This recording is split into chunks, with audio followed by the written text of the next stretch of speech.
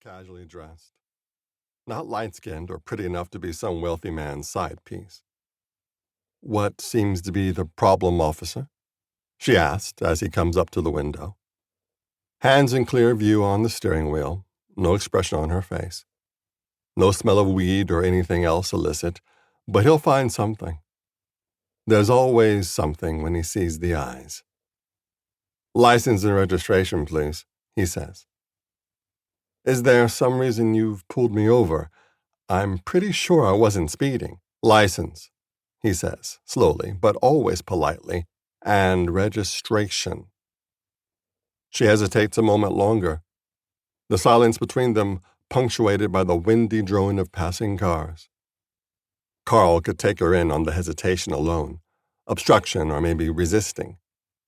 But he waits. He's a patient guy. After a moment, she takes her hands off the wheel, slowly. "I'm going to reach into the pocket here on my car door," she says.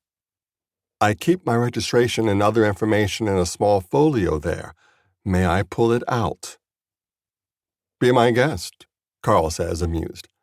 So many how to talk to police videos on TikTok these days. She hands him 2 cards. One is the registration, which is current. The other is her license, also current. And stuck to it, apparently by chance, is her membership card for the National Lawyers Guild, also current.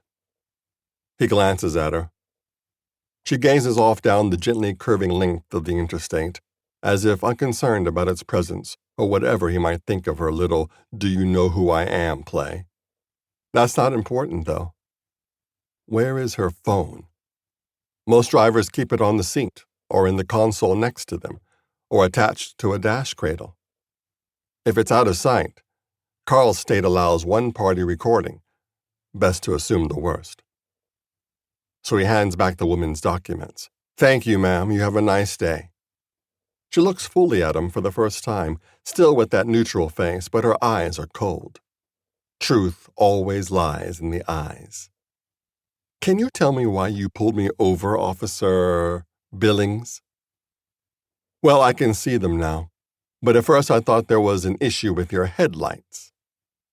He moves away from the window, around to the front of the car. Her headlights are still on, and he's familiar with what this make and model should have.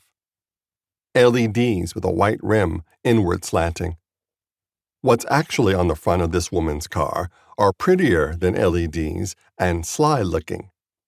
They shift to follow him as he moves into their range. Brown irises, just like those of the driver, and just as cold.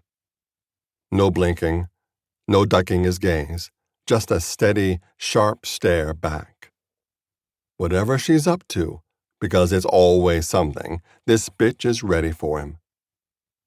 He could take her in anyway. His dash cam is off, malfunctioning.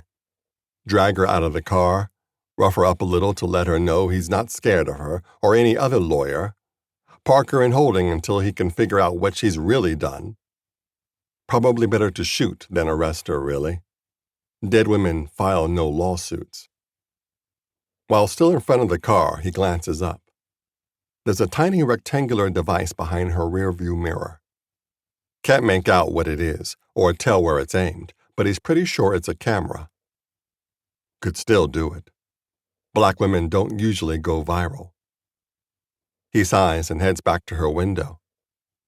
"I apologize for pulling you over, ma'am, but there's no issue that I can see at this time. You have a nice day." He feels her eyes, the ones in her face, against his profile as he turns back toward his car. "You too, officer." "Next time, whore." Carl started seeing the eyes a few months back. Thought they were just some new headlight fad at first. Every year there's a new one. Neon rims, insectoid multiple bulbs, designs like hearts or cobra hoods. Tacky, but not illegal. These eyes, though, are far too realistic to be simply another mod. They blink. There are veins throughout the sclera, striations in the irises, boogers at the corners.